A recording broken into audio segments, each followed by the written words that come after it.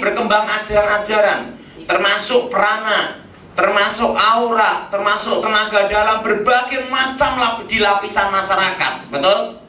Bahkan banyak orang menyebut namanya dari Ki Edan sampai Ki Goblok, betul? Betul? Ki Edan sampai Ki apa? Nah, ada lagi sampai bila perlu Ki Mata Sedeng juga bila perlu ada juga. Nah, jadi semua menyebut nama-nama itu supaya menarik seseorang. Kalau kita perhatikan kalau namanya Ki Goblok berarti orangnya pekok, betul? Kenapa orangnya datang ke sana, betul enggak? Nah, sekarang banyak sekali orang mengarah ke dalam okultisme. Orang-orang pandai, bahkan yang ahli kimia, fisika, bila perlu sampai kepalanya botak di tengah, itu pun juga belajar, betul? Ingin tahu hal yang gaib. Bahkan di TV-TV yang paling laris itu acara misteri, betul? Saya kalau acara misteri kebanyakan saya matiin. Kenapa saya matiin? Sejak kecil saya melihatnya setan terus, bosan.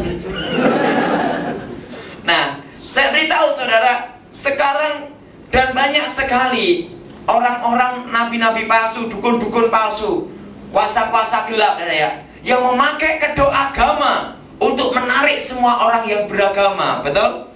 Termasuk agama Kristen, Katolik, Islam, berbagai macam lapisan, Buddha, Hindu, ngaku pokoknya dukunnya semua agama bisa diterima, betul? Dan itu di berbagai lapisan masyarakat. Dan perkembangan okultisme yang paling dahsyat adalah tahun-tahun ini, Dia perhatiin, tahun 97 perkembangan okultisme tidak sehebat sekarang, betul? Betul? Betul? Dulu tidak ada terang-terangan. Siapa yang ingin alat kelaminnya besar, gemuk, datang ke dukun ini, ndak ada, betul? Tapi sekarang tidak ada, betul? Terang-terangan. Dan sampai ditulis minta ukuran berapa. Gila dah, sampai seperti itu, betul? Dan kuburan-kuburan orang-orang mati zaman dahulu didatengin. Karena apa? Mereka mendengar dari apa? Takayul dan cerita nenek-nenek tua, betul? Dari mulut ke mulut, dari mulut ke mulut. Nah, saudara kasih dalam Tuhan, hari ini kita akan membahas tentang tenaga dalam, termasuk tentang apa nih? Aura, prana. Karena pernah banyak hal yang saat ini kalau kita perhatikan berkembang sangat luar biasa. Bahkan sampai nyusup ke dalam gereja, betul saudara? Sampai nyusup kemana, saudara? Karena apa? Banyak orang tidak mengerti, banyak orang tidak tahu. Kemarin ada seorang yang mempelajari aliran tenaga dalam. Itu saya diminta doain di Jogja.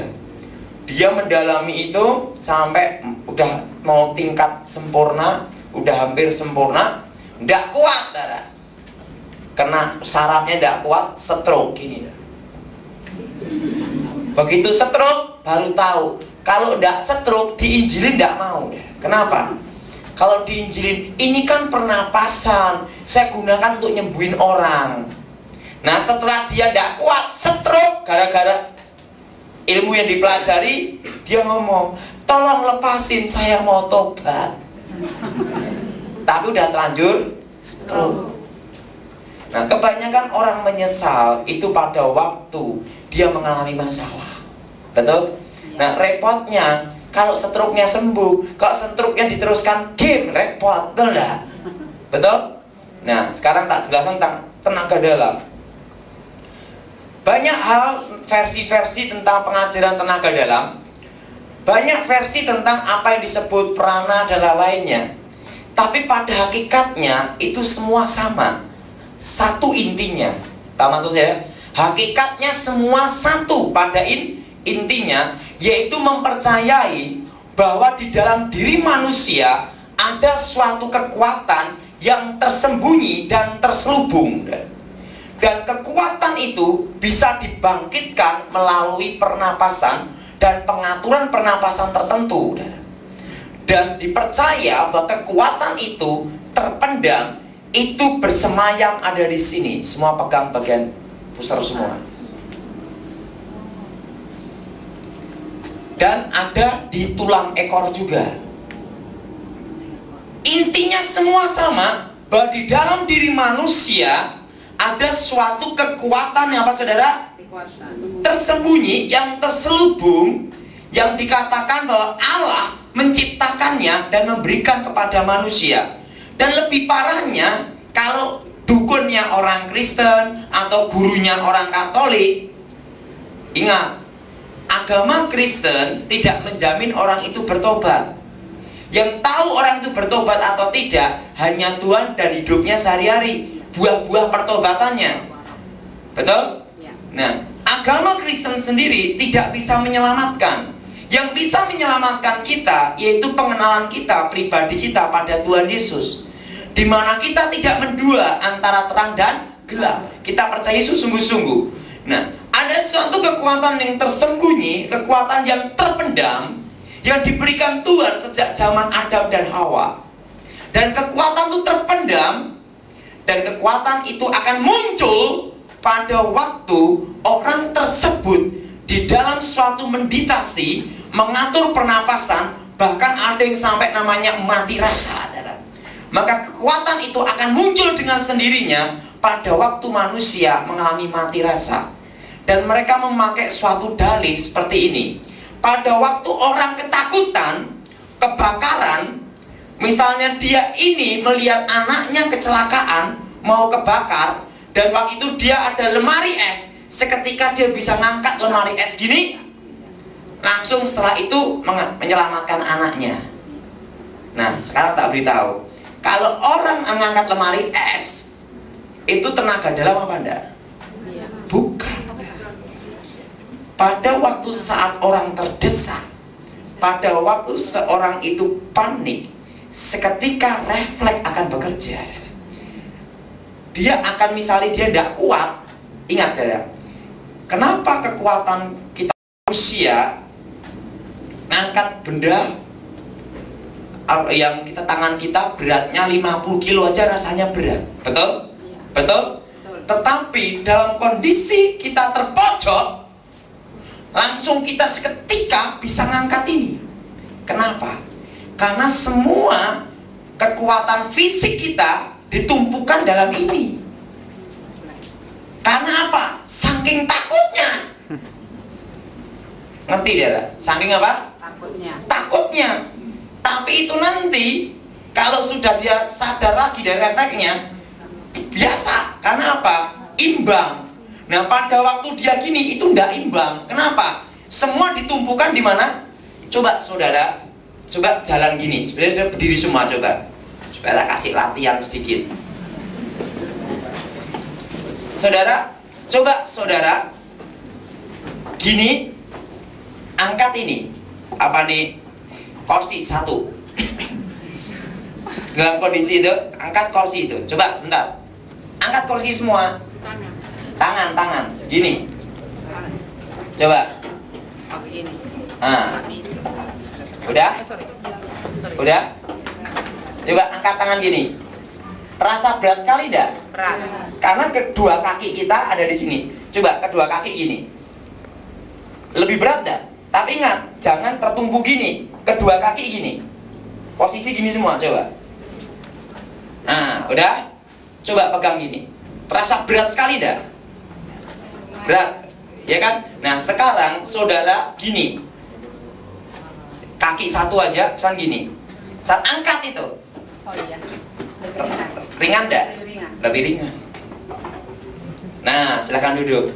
Sebenarnya kasusnya seperti itu.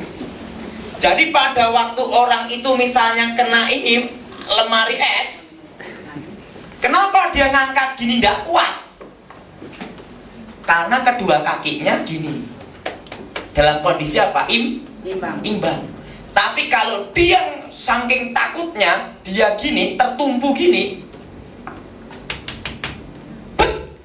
lebih kuat enggak? Lebih kuat enggak, saudara? Lebih kuat enggak? Lebih kuat. Nah, ada juga pada waktu orang keadaan tertentu, kebakaran, dia bisa melompat tembok seperti ini, 1,5 meter atau 2 meter. Karena apa? Saking ketakutannya. Coba kalau sudah lompat gini, itu terbatas. Betul? Betul? Betul? Coba kalau kaki satu gini, langsung bet gitu. Itu lebih tinggi, saudara. Kenapa? Tertumpu dalam satu titik. Ngerti, saudara? Tapi apakah itu tenaga dalam? Bukan. Itu sudah hukum alam. Ngerti? Ngerti? Ngerti enggak? Nanti hanya gini kayak kokon semua. Nah, jadi pada waktu orang itu dalam kondisi terdesak, dia akan secara otomatis dia gini, ininya yang ini. Dia jadi bisa dorong ini. Tenaganya semua tertumpu ada di sini. Nah, kalau gini kurang kuat, betul? Kalau gini, coba kalau orang gini, panco ya, kedua tangannya ada dua orang musuhnya, dia gini nggak kuat, betul? Tapi kalau tertumpu satu, kuat, betul? Betul? Ini tenaga dalam atau bukan? Bukan.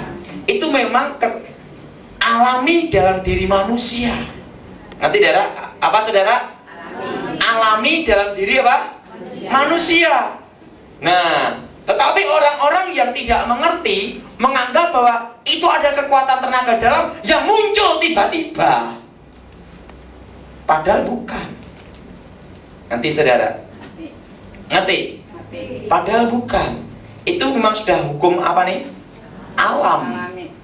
Nah, seperti saudara, kalau ada ini tumpuan gini sama ini lebih ringan gini. Misalnya saudara, ini misalnya benda ini, kalau diangkat biasa gini, pakai alat biasa gini agak berat. Tapi kalau ada pengungkit diginiin, lebih ringan, betul? Hukumnya seperti itu.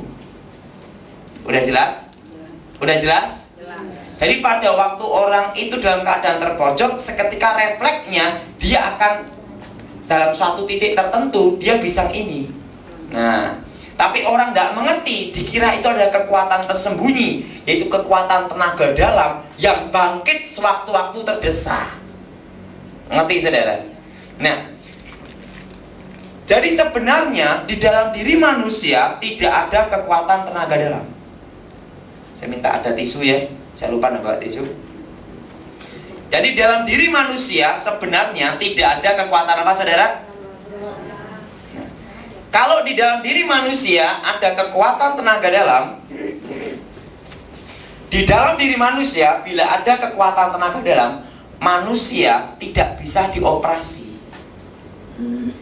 Manusia menjadi manusia abadi karena dikatakan kekuatan Tuhan yang diberikan secara terpendam.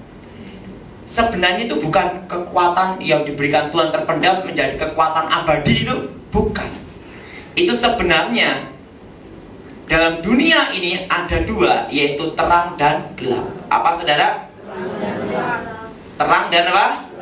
Terang dan gelap. Nah, sehingga orang yang mempelajari tenaga dalam, dia itu dalam suatu pernapasan, mengatur pernapasan, dipusatkan ke sini. Nah, seseorang dalam kondisi pengosongan pikiran, hening, seketika setan masuk. Perhatiin, Alkitab berkata rumah yang kosong, betul? Nah, untuk mengundang setan itu lebih cepat. Walaupun dia secara halusnya tidak mengundang setan, tetapi dengan cara meditasi, mengosongkan pikiran, itu menimbulkan apa? Setan masuk. Udah jelas? Udah jelas? Dan di dalam pernapasan itu dialirkan ke sini untuk ke saraf-saraf tertentu. Ke saraf-saraf apa saudara? Ke saraf-saraf tertentu. Nah, sehingga dia bisa menyembuhkan orang. Sebenarnya bukan menyembuhkan, nanti tak jelasin daerah. Dan ada lagi yang bisa mukul jarak jauh, gitu ya. Nah, saya mau tanya, kalau kekuatan fisik manusia bisa tidak mukul jarak jauh? Tidak bisa. Nah, tidak bisa. Nah, perhatiin, kenapa orang yang kepukul jarak jauh kebanyakan lawannya dalam kondisi emosi? Kalau tidak emosi, susah dipukul, betul? Betul? Betul? Nah, tapi kalau orang tenang, misalnya begini, Dia ketawa gini. Ya mau mukul jarak jauh bingung. Kenapa? Ada pertanyaan. Kenapa setelah marah terpancing emosi baru bisa kepukul jarak jauh? Betul? Betul? Bukan dalam kondisi seseorang apa? Tenang. Bahkan saat ini ya, ada yang betul-betul dukun asli, ada yang dukun palsu. Misalnya seperti ini, tangan dipegang. Misalnya ibu ini tak pegang, rasanya dia kayak aliran listrik. Mau dia ngomong dukunnya hebat. Sebenarnya itu pakai alat kecil segini, disimpan tertentu di sini. Kalau mau jujur, banyak penipu. Penting omset. Jadi pakai alat kecil. Nah sekarang sudah ada itu. Kalau di mall-mall itu loh, ada pijet yang kerasa kayak listrik setrum, grung grung grung grung. Itu yang kurang canggih. Ada yang lebih canggih. Itu di luar negeri hanya orang-orang tertentu. Segini loh, kecil segini. Dimasukkan ke satu ini, udah gini. Nanti kalau dia gini, gitu ya, rasanya listrik. Langsung disetrum kepala. Wah, orang ngomong dukun hebat, padahal pakai apa? Alat kecil. Misalnya ini lampu ini kan saya copot, saya giniin, langsung hidup. Hebat nggak? Itu pakai apa? Alat sejenis kayak remote, tapi remote yang canggih. Ngerti saudara? Ngerti? Saya mau tanya, remote itu mobil cetek hidup enggak? Nah, itu ada alatnya. Jadi sekarang dukun reformasi itu banyak. Ngerti? Terusan diginiin. Rasanya pasiennya ngomong gini, wah setrum, hebat. Wah. Nah, itu pakai alat. Jadi saya mau jujur bahwa banyak sekali penipuan. Tapi juga ada yang asli betul-betul tenaga. Kalau ini yang saya ceritakan yang apa? Yang tipuan. Dan tipuan itu paling banyak. Misalnya ini dipegang 7 orang, rasanya kesetrum semua. Itu pakai alat. Alatnya kecil. Nah, kenapa saya bisa ngomong demikian? Kebetulan saya punya teman, waktu itu omong sama teman saya, udah bertobat, ahli sulap. Dia ngomong, tak beritahu caranya. Oh, padahal saya ada setannya enggak? Saya ngomong enggak ada setannya. Kalau saya gini, ini pakai ilmu atau pakai alat, Pak Tony? Dikira saya goblok. Saya ngomong ini pakai alat, walaupun saya bukan tukang sulap, saya tahu karena saya dulu pernah diberitahu kakek nenek saya gitu. Saya dia ngomong, enggak taunya bapak juga dukun canggih juga gitu. Saya udah bertobat tapi dia ngomong, kalau ini pakai apa? Digini-giniin. Ah, ini pakai kecepatan ini, tangan kamu bergerak gini. Saya diuji lagi saya. Kalau ini, nah, dia ngomong kalau listrik, gimana? Pakai alat kecil, buat sembunyiin. Ah, pinter-pinter bilang gitu. Jadi ada yang permainan seperti itu. Ngerti saudara? Ngerti saudara? Ngerti? Untuk apa? Karena orang zaman sekarang itu minta bukti. Nah, orang Indonesia ini kebanyakan, maaf kata, pikirannya itu belum terlalu canggih seperti orang Amerika, Jepang. Betul? Betul? Sehingga dikibulin cepat. Ngerti? Ngerti? Nah, sekarang tentang tenaga dalam lagi.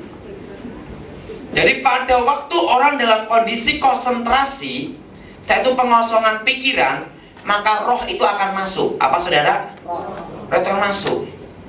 Dan itu nanti seketika di sini akan terasa kayak pusaran. Ini loh. Siapa yang pernah sebelum bertobat pernah belajar? Angkat tangan. Jujur. Pada waktu konsentrasi, ya sama aja. itu berbagai, sebenarnya semua tenaga dalam pernapasan itu intinya sama pengajarannya, yaitu apa? Bahwa dalam diri manusia ada kekuatan tapi nama-nama alirannya dibuat banyak sekali. Ngerti tidak? Ada nama ini namanya. Nah, di sini akan terasa kayak pusaran, ya kan? Ini loh, pusar ini deh. Nah, itu sebenarnya itu roh yang masuk. Ngerti tidak? Roh yang masuk. Sehingga orang yang belajar tenaga dalam, kalau tidak kuat itu bisa gila. Sango, sarape keno. Ya kan? Di sini akan terjadi kayak rasanya kayak apa? Pusaran. Setelah itu menyebar. Nah, menyebarnya itu biasa nih dibangkitkan dari sini sama tulang ekor. Nah, mengalir seluruh tubuh. Nah, setelah itu baru latihan gerakan. Ada yang gini. Nah, terusan.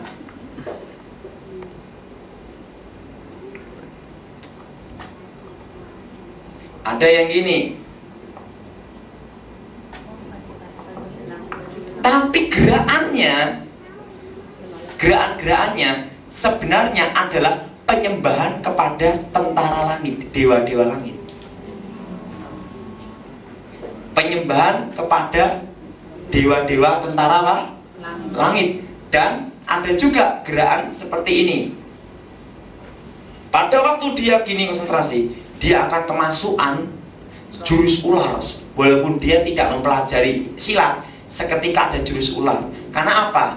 Waktu itu dia meminta untuk apa? Dewa ular. Kalau dalam aliran lain disebut apa? Dewa ular. Dewa ini masuk sehingga dia bisa jadi ular. Sebenarnya gini, aliran-aliran gini tidak menyangkut agama. Tidak menyangkut apa? Agama. Itu adalah pengalaman seseorang dijadikan ke doktrin. Nah, pada waktu dia ingin konsentrasi harimau, langsung seketika otomatis dia jurus harimau. Betul? Betul? Karena apa? Roh itu masuk. Karena gerakan-gerakan itu adalah penyembahan kepada apa? Dewa-dewa binatang.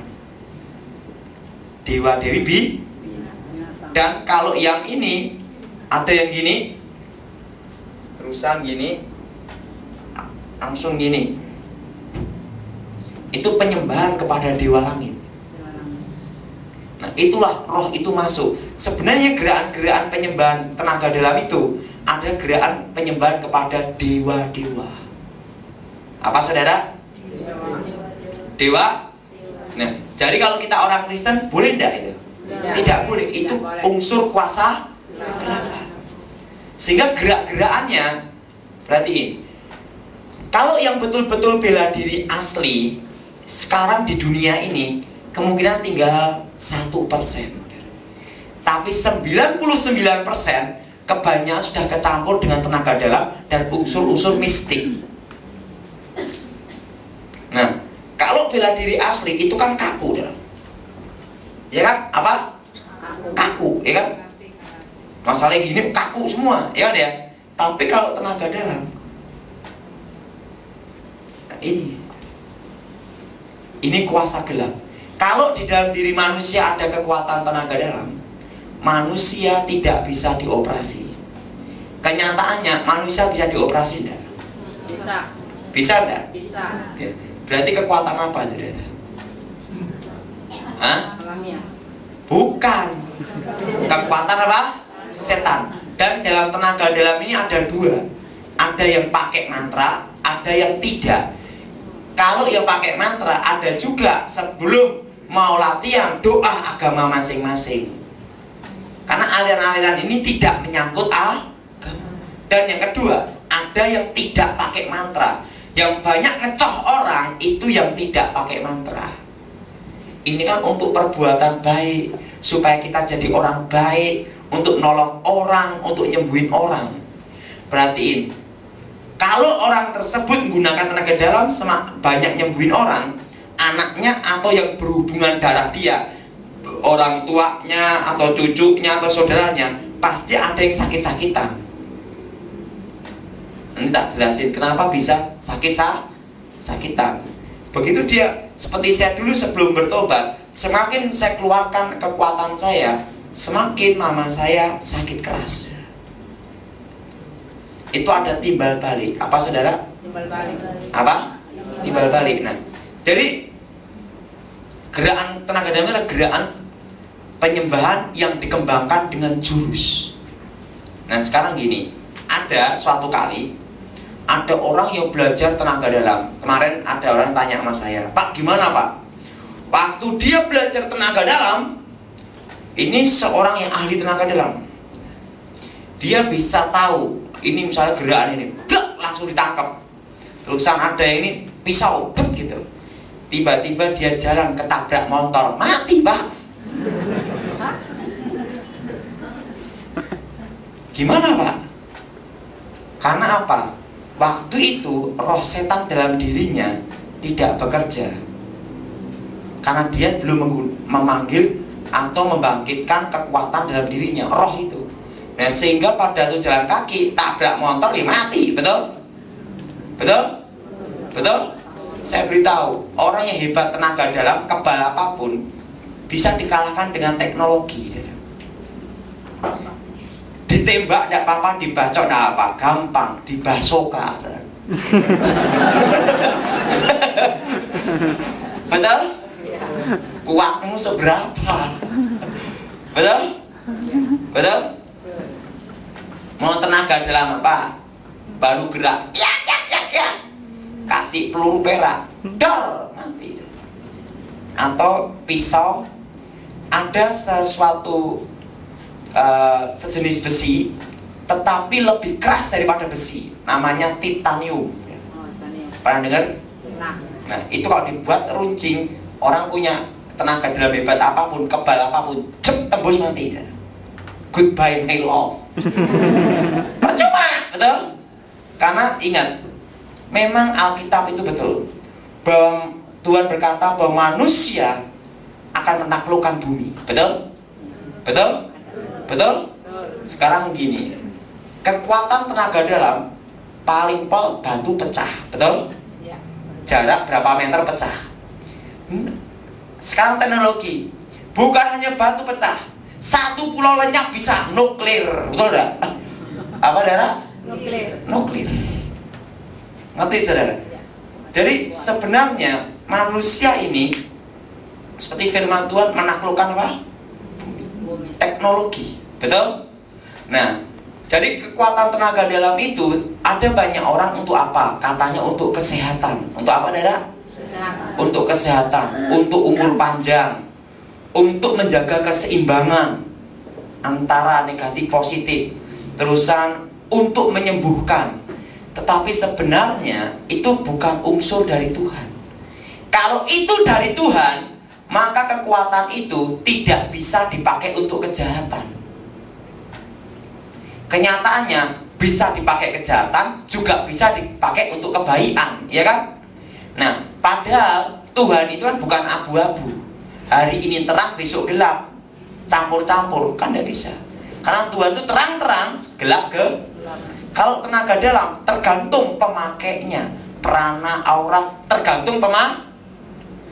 Karena yang di belakang itu tetap unsur kuasa, dan itu tetap mengandung resiko. Sehingga ada namanya transfer tenaga dalam, ada juga pembangkit tenaga inti, ada pembangkit tenaga apa? Jarak jauh. Ada yang asli tenaga dalam memang rasanya kayak listrik, tapi listriknya itu halus, gitu ya. Jarak jauh gitu juga. Nah, tetapi banyak juga yang pakai apa? Alat teknologi. Misalnya lampu. Ini apa nih? Neon ini dilepas, tak pegang, hidup. Itu pakai pakai apa? Alat. Ada juga yang pakai kuasa gelap. Jadi antara teknologi dan kuasa gelap ini susah sekali dibedakan. Ngerti saudara? Udah ngerti saudara? Ngerti? Ngerti enggak? Tetapi yang jelas tenaga dalam bukan dari. Nah, kenapa? Bagaimana tentang pembangkit tenaga inti? Kenapa orang yang menekuni tenaga dalam, aura prana? Ingat, semua hakikatnya banyak menyebut aliran ini, tapi hakikatnya intinya sama. Kenapa banyak yang gila? Nah, pada waktu ditransfer kekuatan tenaga inti, kenapa banyak yang Gila. Kalau orang pergi ke dukun atau ke suhu atau guru-guru tenaga dalam, persentasinya yang menekuni betul-betul jadi orang aneh semua. Betul? Jadi apa? Orang aneh. Jadi orang aneh. Ada yang nanti suka menyendiri di hutan, ditemani sama ular sama jangkrik, ya kan? Ya kan? Iya. Ada yang juga yang kumpul sama orang tapi sarno, ketawa sendiri, ngomong sendiri, betul nggak? Ada yang juga tetap normal tapi sering marah-marah. Ada juga yang tidak marah-marah tetapi tidak emosi, tapi suka kegu. Jadi orang aneh enggak? Namanya orang kurang kerjaan kan? Nah sekarang tak beritahu kenapa banyak yang adalah gila, bahkan jadi orang-orang aneh. Nah saya minta contoh Pak Yakub ke sini. Ini kembarannya Pak Alek ini adalah.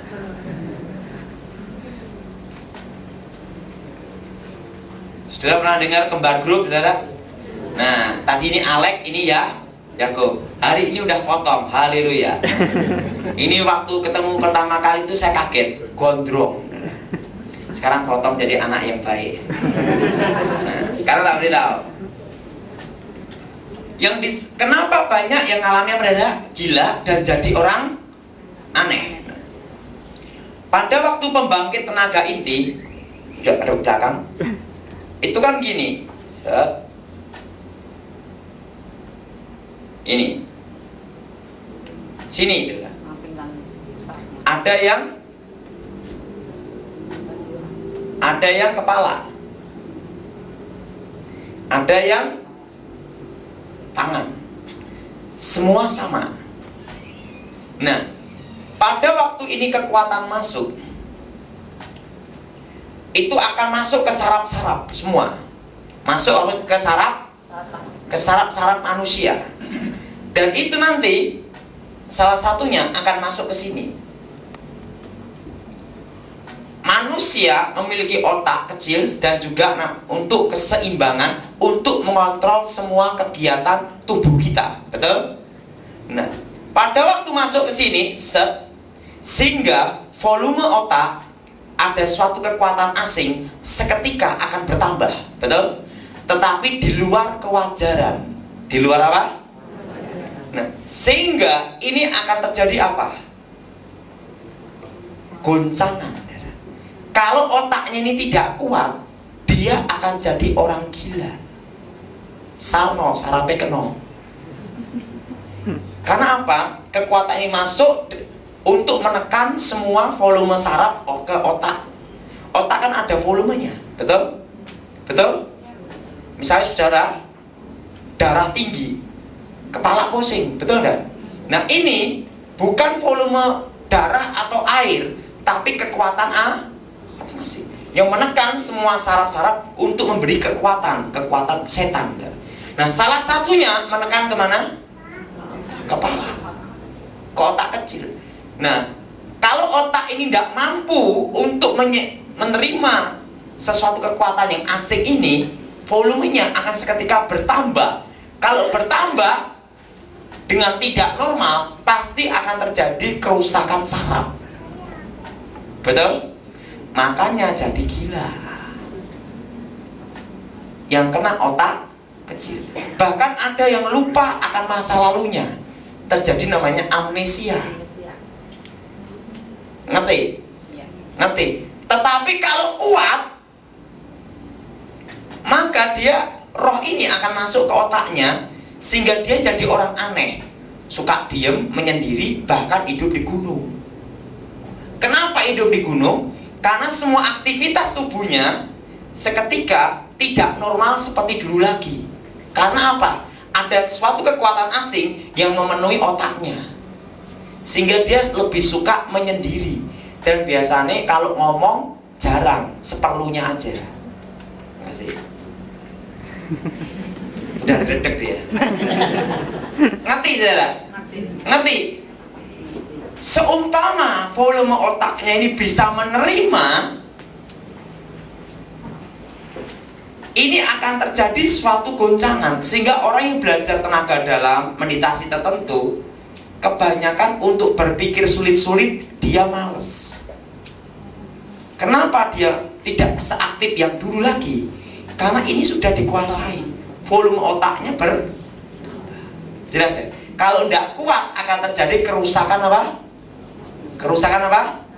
Kerusakan saraf. Dan kebanyakan yang tidak kuat itu bagian kepala. Pada waktu transfer pembangkit tenaga inti, tenaga dalam, jarak dekat, jarak jauh sama. Sekarang saya mau tanya, saudara himpun, terlalu lama telinga sakit enggak? Enggak usah banyak-banyak 2 jam di telepon, sakit enggak?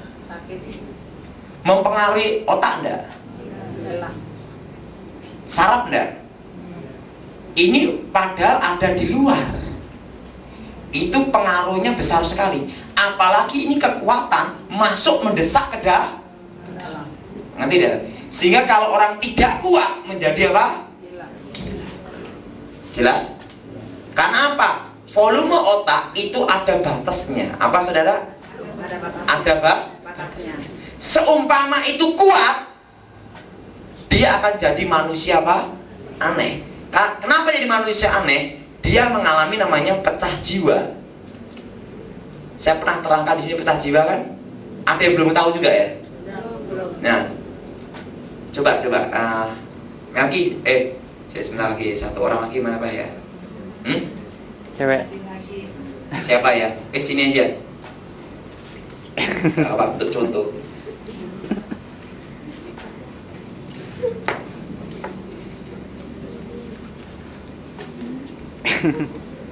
Kenapa banyak orang yang mempelajari tenaga dalam, kedukun-dukun ilmu-ilmu, banyak yang mengalami pecah jiwa. Pecah jiwa itu yaitu mengalami 2 pribadi ganda. Apa saudara? Apa saudara? 2 pribadi ganda. Nah, dia punya sifat, saya punya sifat. Saya punya pribadi, dia punya pribadi. Saya punya karakter, dia juga punya karakter. Misalnya terjadi namanya pembangkit tenaga inti, gitu deh. Kekuatan fisik saya menyatu dengan kekuatan setan. Ingat, tenaga dalam bukan dari Tuhan. Masuk ke dalam tubuhnya bersama dengan karakter dan jiwa saya, sehingga dia akan mengalami pribadi 2, pribadi saya dan pribadinya dia. Ini yang disebut pecah jiwa. Sehingga dia akan mengalami emosi yang tidak stabil. Bisa jadi pemarah atau menjadi seorang pendiam terus. Saya beritahu, orang terlalu tenang itu juga repot. Betul? Orang kalau tidak stabil emosinya, terlalu marah terus juga repot. Orang kalau tidak ngomong juga edan, betul? Kebanyakan ngomong juga repot, betul? Ini namanya apa? 2 pribadi apa? Ganda. Karena apa? Pribadi saya masuk ke pribadinya dia. Sehingga ini yang disebut transfer of spirit. Sehingga seorang murid 50% akan mengikuti gurunya. Yang belajar dukun tenaga dalam, guru-guru tenaga dalam. Karena apa? Pribadi gurunya ada dalam dirinya. Selain tadi volume otak, juga karena ini orang kalau mengalami 2 pribadi ganda tidak kuat, dia mengalami susah tidur. Kalau udah mengalami susah tidur, tinggal edan, betul? Gila, betul? Tinggal apa? Gila. Karena apa? 2 pribadi ini akan bergejolak dalam dirinya. Kalau dia kuat, juga bisa jadi suka tidur dan repot. Karena apa? Dalam dirinya bergelut 2 pribadi yang berbeda. Makanya banyak yang belajar rata-rata gila, terutama yang sudah dalam menekuninya. Kalau tidak gila, jadi manusia aneh. Nah, seketika dua pribadinya bingung, untuk menstabilkan ini, biasanya dia mau ke tempat sunyi. Sehingga dia tinggal di hutan atau di gua-gua. Kebanyakan belajar kan suka menyendiri dan menjadi orang yang aneh. Kalau enggak, jadi orang yang suka marah-marah, kumpul ke masyarakat tapi marah. Karena apa? Dalam dirinya terjadi dua pribadi yang bergejolak. Ngerti? Jangan dulu. Ngerti? Ngerti? Ada dua pribadi ganda yang apa? Yang berbeda. Nah, Pak, kalau misalnya dia bukan hanya berguru satu dukun, banyak dukun, gimana Pak? Loh, pribadinya banyak juga. Akhirnya tidak kuat, cepat gilanya juga. Kalau tidak gila, dia akan jadi manusia apa? Suka pendiam atau suka marah-marah. Ada yang suka tidur, ada yang tidur terus. Karena apa? Dua pribadi ganda ini akan Yang pernah belajar angkat tangan coba tadi. Tidur terus atau susah tidur? Susah tidur. Nah, untung belum jadi manusia aneh. Tinggal di hutan ditemani jangkrik sama belalang, betul enggak? Betul? Nah, ada yang juga tidur terus. Siapa yang tidur terus? Angkat tangan. Nah, ingat, jadi saudara lebih baik jangan mempelajari hal-hal seperti itu, karena itu akan mengandung resiko yang berat. Mengandung apa saudara? Resiko berat. Mengandung resiko yang, nah, udah jelas? Ini namanya apa? Pecah jiwa. Termasuk penyembuhan tenaga dalam. Jiwa dari gurunya atau yang transfer tenaga dalam itu masuk ke dalam dirinya pula. Sehingga waktu penyembuhan, sehingga dia mengalami sifat menjadi orang yang bingung. Kalau tidak bingung, jadi orang aneh, atau suka marah-marah, atau suka pendiam. Seketika dari kehidupannya normal menjadi tidak normal. Kehidupannya normal menjadi apa saudara? Karena mengalami apa? Pecah jiwa. Ini yang sering disebut namanya transfer of spirit. Apa saudara? Spirit. Nah, dan untuk penyembuhan tenaga dalam, kenapa orang yang mempelajari tenaga dalam, meditasi, kebanyakan umurnya panjang-panjang, tapi yang berhubungan darah dia umurnya pendek-pendek. Nah, coba siapa yang ini coba, siapa lah itu contoh ya? Audi. Hah? Ini. Sini. Coba bersila. Si botak bersila. Nah, waktu dia gini, coba gini. Nah, gini. Dia pernapasan untuk membangkitkan tenaga inti. Walaupun meditasi, orang membutuhkan keluar tenaga fisik, keluar tenaga fisik. Nah, di dalam tenaga dalam ada namanya teori keseimbangan. Apa saudara? Keseimbangan. Teori apa?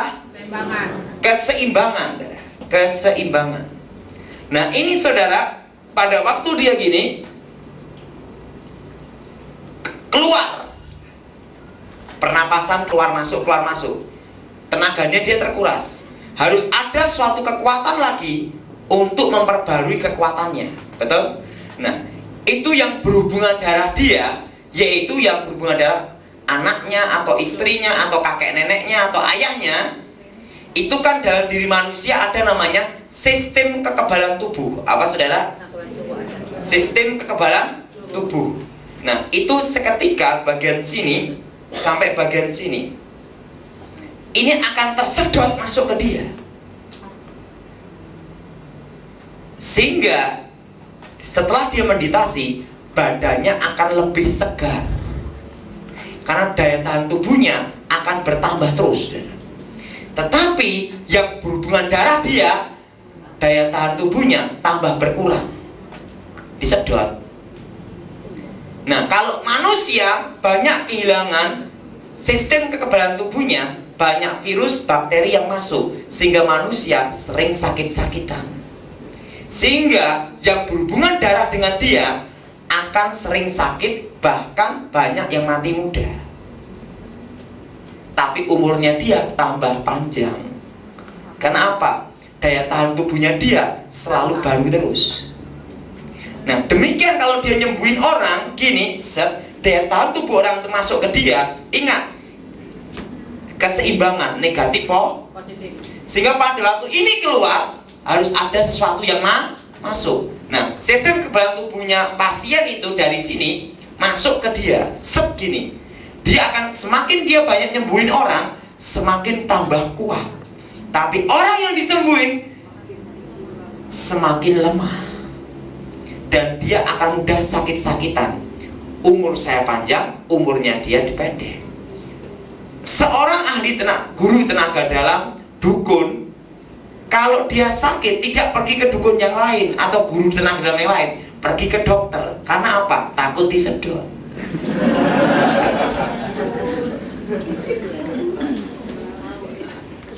Ngerti?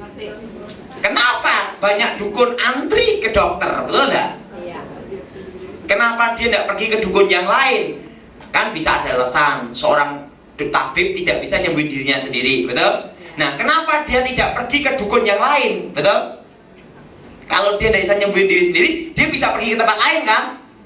Kenapa dia tidak mau? Karena dia tahu rahasia. Takut sedot juga. Nah, siapa yang mau daftar? Menjadi pertanyaan. Semakin dia banyak nyembuhin orang, semakin daya tahan tubuhnya semakin apa? Semakin kuat. Umurnya tambah panjang. Sehingga orang yang belajar ilmu tenaga dalam maupun mantra-mantra, setiap meditasi badannya tambah segar, tambah kuat. Tapi orang-orang sekelilingnya yang berhubungan darah tambah lemah. Sistem kekebalan tubuhnya yang disebut teori keseimbangan. Materi in energy namanya. Apa darah? Materi in energy. Energi in materi. Di dalam materi ada energi. Di dalam energi ada materi. Itu memiliki arti tersembunyi. Artinya itu. Nah, jelas? Jadi tenaga dalam itu bukan dari Tuhan. Menyelamatkan orang atau menjerumuskan orang. Nanti saudara, selain juga mempengaruhi otak, sifat karakter orang, juga mengalami pecah jiwa. Dan selain itu juga akan banyak kehilangan sistem kekebalan, maka orang tersebut akan sering sakit-sakitan. Jelas? Jelas? Nah, kutukannya apa Pak? Yang tenaga dalam itu, yaitu keluarga sakit-sakitan. Kenapa keluarga bisa sakit-sakitan? Karena kesedot daya tahan tubuhnya. Pak, kalau ayah kami belajar tenaga dalam, tapi saya percaya Yesus, kesedot enggak Pak? Tidak, karena kita dilindungi Tuhan. Termasuk suami saudara, walaupun belajar tenaga dalam, tapi sudah percaya Yesus, saudara tidak bisa kesedot. Tetapi yang tidak percaya Yesus, ayah atau ibunya atau anaknya yang tidak percaya Tuhan, kesedot semua. Sehingga banyak yang sakit. Nah, dan setan itu tidak bisa nyembuhin. Itu hanya seperti kayak doping. Saudara misalnya badan capek, lemah gitu. Minum Kratinden, strong, betul? Iya kan? Langsung mata ini M116. Berapa? Hah? Oh, M150 dari Jackie Chan. Karena apa? Itu sebenarnya kayak orang minum doping. Nanti saudara minum apa? Doping. Misalnya saudara tidak bisa tidur, minum kopi.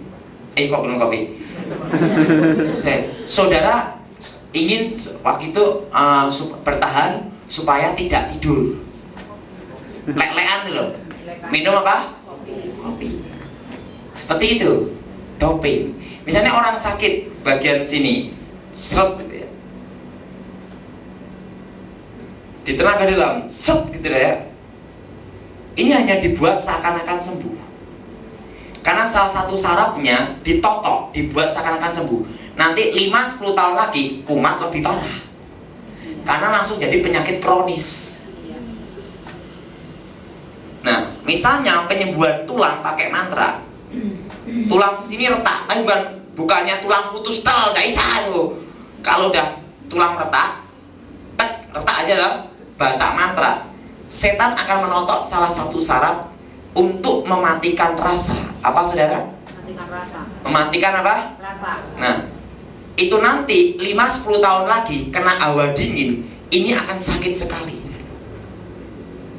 Tapi orang kebanyakan penting hari ini sembuh dulu. Padahal tidak sembuh, itu hanya dibuat mati rasa. Nanti 5-10 tahun lagi akan kumat lagi. Jelas? Nah, itu seperti ini. Coba, ini ke sini. Coba, kaci ini ke sini. Nah, mati rasa itu seperti ini ya. Tenang aja, tidak akan stroke. Coba, ini cubit bagian sini. Lepas. Terasa sakit tidak? Tidak kan? Nah, sekarang cubit tanpa saya pegang. Terasa tidak? Prosesnya seperti itu.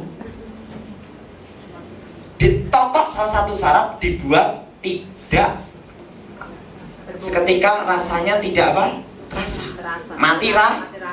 Nanti 5-10 tahun lagi kumat lebih parah. Seperti tulang yang retak di sini, ditotok salah satu saraf. Nah, orang kebanyakan inginnya sembuh dulu, betul? Padahal itu tidak sembuh, hanya ditotok mati rasa. Nah, nanti 5-10 tahun lagi akan kumat lebih parah. Udah jelas? Udah jelas? Udah jelas? Nah, yang jadi pertanyaan gini, Pak, boleh tidak orang Kristen pijet?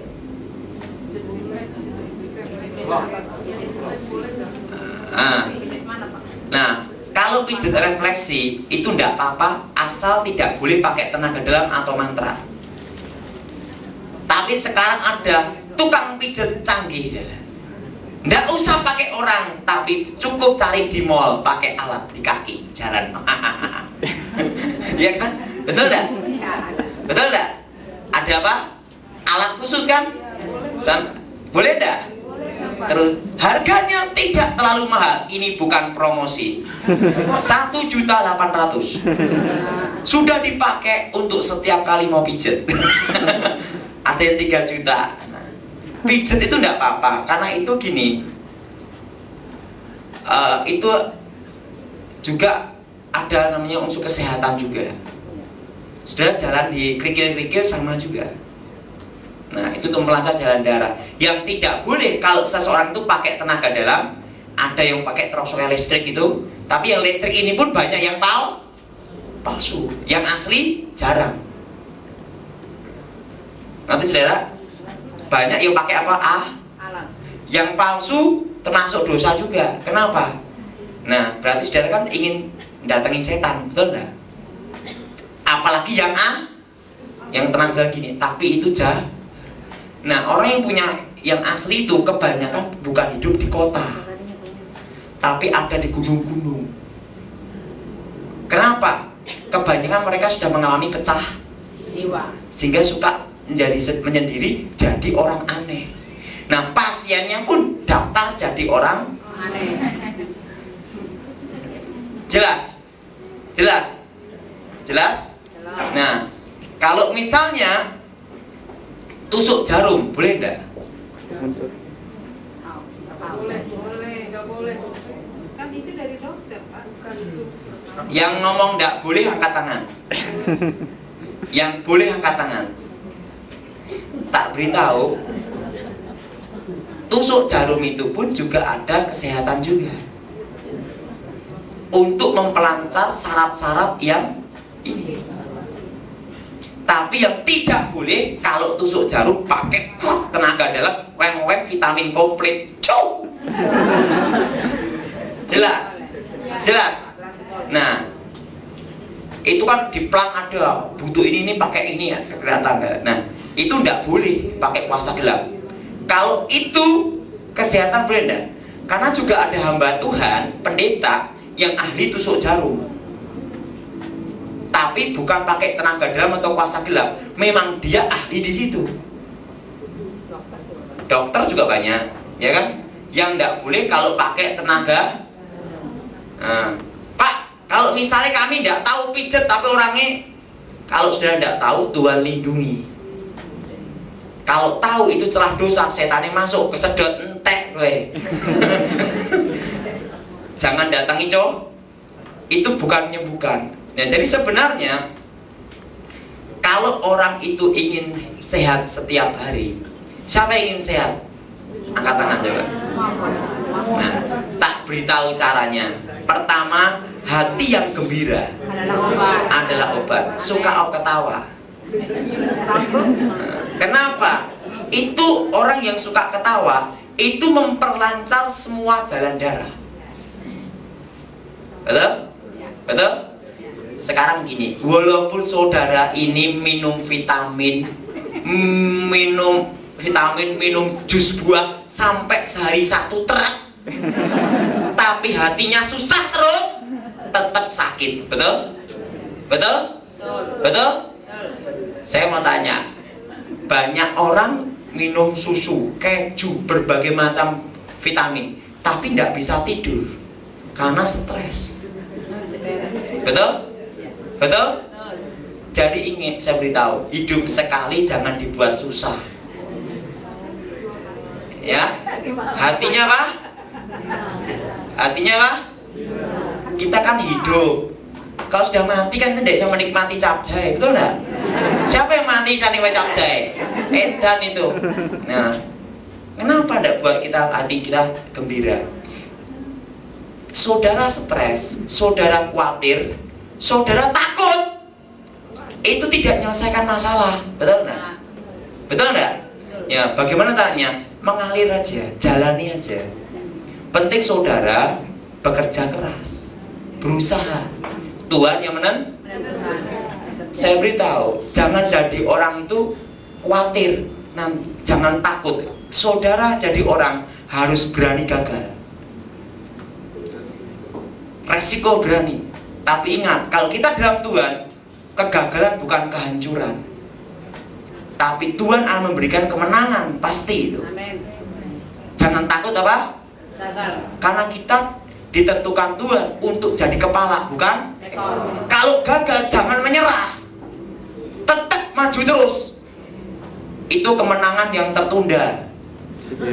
Pasti Tuhan akan memberikan yang terbaik. Amin. Nah, pokoknya kalau sudah ada masalah, sekarang gini, ada masalah berat apa? Dipikir dulu. Enggak nyelesain masalah, saudara masuk ke rumah sakit jiwa, betul enggak? Masalah belum selesai sudah masuk rumah sakit, malah tambah beban keluarga ngongkosin di rumah sakit jiwa. Jadi jalani aja apa adanya. Karena kekhawatiranmu tidak bisa mengubah jalan hidupmu dalam sehari, betul? Benar. Betul? Udah mengalir aja. Sekarang saudara sakit ambeien misalnya. Saudara stres, kenapa aku ambeien? Saudara berpikir apa, kenapa, obatnya apa, tapi tidak pernah bertindak, hanya jelongok terus. Ya ambeien tetap ambeien, betul? Betul? Betul? Jangan dipikir di sini. Saudara doa, aku percaya Yesus sembuhin. Saudara, boleh tidak orang bisa minum obat? Boleh. Obat-obat juga dipakai Tuhan. Saudara percaya tanpa obat itu bagus. Pakai obat juga bagus. Terserah iman saudara. Tidak usah memaksakan diri. Nanti dalam hidup ini jangan dianggap berat. Kalau saudara anggap berat, itu tidak ada habisnya. Misalnya saudara punya utang, utang banyak. Saudara pikir, kenapa aku bisa rugi? Itu tidak ada habisnya, betul? Utang tidak lunas, saudara daftar rumah sakit. Yang penting apa? Bagaimana cara nangani? Jalanin aja, betul? Betul? Berhasil atau tidak, penting jalan dulu, betul? Nanti pasti Tuhan buka jalan, amin. Karena Dia tidak akan memberikan kecelakaan, tapi memberikan jalan keluar, damai sejahtera. Yang penting sekarang jalani, amin. Nah, sekarang Matiin dulu.